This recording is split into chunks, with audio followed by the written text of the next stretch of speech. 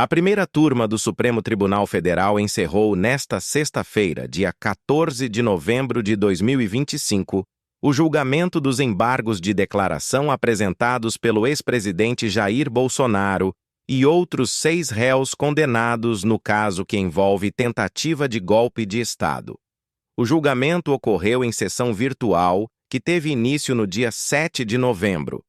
Os 4 ministros que compõem a primeira turma votaram pela rejeição dos embargos de declaração. O relator do caso, ministro Alexandre de Moraes, foi acompanhado pelos ministros Carmen Lúcia, Cristiano Zanin e Flávio Dino, sem que houvesse divergências relevantes entre eles. Embora os votos já tivessem sido registrados durante a semana, o julgamento virtual seguiu aberto até às 23h59 da sexta-feira, prazo em que os ministros poderiam alterar seus posicionamentos, pedir vista ou destaque do processo. Além de Bolsonaro, foram rejeitados os recursos dos ex-ministros Walter Braga Neto, Anderson Torres, Augusto Heleno e Paulo Sérgio Nogueira, do ex-comandante da Marinha Almir Garnier Santos e do deputado federal Alexandre Ramagem.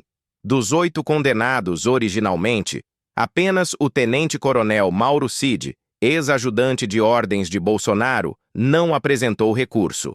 Bolsonaro foi condenado no dia 11 de setembro a 27 anos e 3 meses de prisão. Os demais réus receberam penas que variam entre 2 e 26 anos de prisão. O acórdão que oficializou essa condenação foi publicado no dia 22 de outubro, abrindo o prazo de 5 dias para que as defesas apresentassem os embargos de declaração, recurso utilizado para esclarecer contradições, omissões ou obscuridades no julgamento. A defesa de Bolsonaro argumentou no recurso que houve cerceamento de defesa durante o processo. Entre os pontos levantados pelos advogados está o curto período de tempo disponibilizado aos réus para a análise do grande volume de informações anexadas ao processo pela Polícia Federal, que totalizaria mais de 70 terabytes de dados. Segundo a defesa, conforme citado nos documentos apresentados, a defesa não pôde sequer acessar a integralidade da prova antes do encerramento da instrução.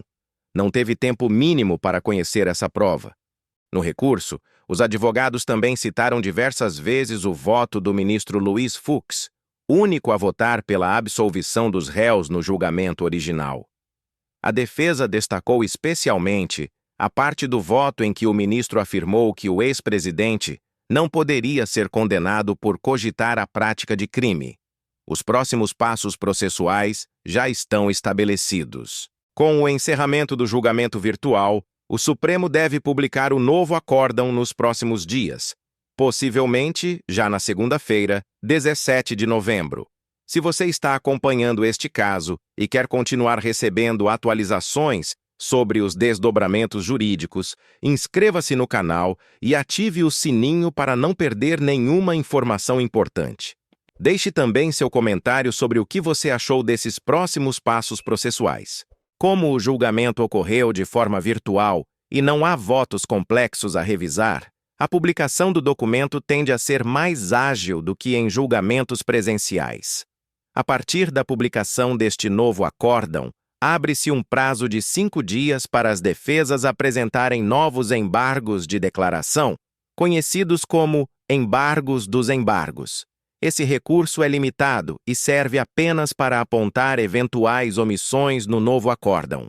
Além disso, há a possibilidade de apresentação de embargos infringentes em até 15 dias. Porém, atualmente restam apenas 10 dias desse prazo, já que a contagem teve início com a publicação do primeiro acórdão e foi interrompida após o protocolo dos primeiros embargos.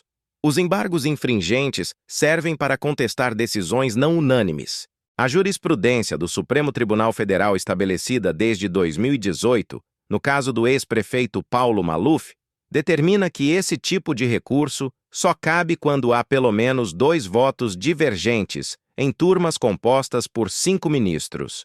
No caso de Bolsonaro e da maioria dos réus, apenas o ministro Luiz Fux votou pela absolvição, o que reduz significativamente as chances de admissão desse recurso. Considerando os prazos processuais, e que o Código de Processo Penal prevê que prazos que terminam em fim de semana são prorrogados para o dia útil seguinte, especialistas estimam que o prazo final para recursos seria segunda-feira, 24 de novembro. Somente após o julgamento dos novos embargos que o ministro Alexandre de Moraes poderá determinar o eventual início do cumprimento de pena. Pela legislação brasileira, pelo tamanho da pena, o regime inicial seria o fechado. Contudo, há exceções previstas em lei, como nos casos em que não há unidade prisional capaz de prover os cuidados necessários para alguma enfermidade do condenado. Nessa hipótese, o juiz pode determinar a prisão domiciliar por motivos humanitários. Por ser ex-presidente da República, Bolsonaro tem direito a ficar numa sala especial, que poderia ser, por exemplo, em alguma instalação da Polícia Federal. Por ser membro reformado do Exército, ele também pode ficar em alguma instalação militar. Autoridades do Supremo Tribunal Federal e do Distrito Federal avaliam as opções disponíveis. Segundo informações divulgadas pela imprensa, o cenário considerado mais provável por especialistas jurídicos é que o ex-presidente seja encaminhado a uma área especial do complexo penitenciário da Papuda, no Distrito Federal, reservada a policiais militares presos, com infraestrutura mais adequada à sua condição de ex-chefe de Estado. Atualmente, Bolsonaro se encontra em prisão domiciliar em sua residência em Brasília desde agosto, em decorrência do descumprimento de medidas cautelares em outro processo. A equipe jurídica de Bolsonaro estuda estratégias processuais já utilizadas em casos anteriores. Como referência, o ex-presidente Fernando Collor de Mello, condenado em 2023 a 8 anos e 10 meses de prisão, começou a cumprir pena em regime fechado no presídio Baldomero Cavalcante, em Maceió, mas obteve prisão domiciliar uma semana depois, alegando problemas de saúde. Este precedente ilustra possibilidades previstas na legislação brasileira, embora cada caso seja analisado individualmente pela Justiça. A defesa dos demais réus também apresentou recursos com argumentos semelhantes ao de Bolsonaro. A defesa do general Walter Braga Neto, ex-ministro da Casa Civil e da Defesa e vice na chapa de Bolsonaro em 2022, acusou o relator Alexandre de Moraes de parcialidade, além de alegar cerceamento de defesa. Este caso continuará tendo desdobramentos nos próximos dias e semanas. Para acompanhar todas as atualizações sobre este e outros temas políticos, inscreva-se no canal se ainda não é inscrito. Sua participação nos comentários também é muito importante para o crescimento deste trabalho jornalístico. Conte-nos o que você achou desta análise e compartilhe suas dúvidas sobre os próximos passos do processo.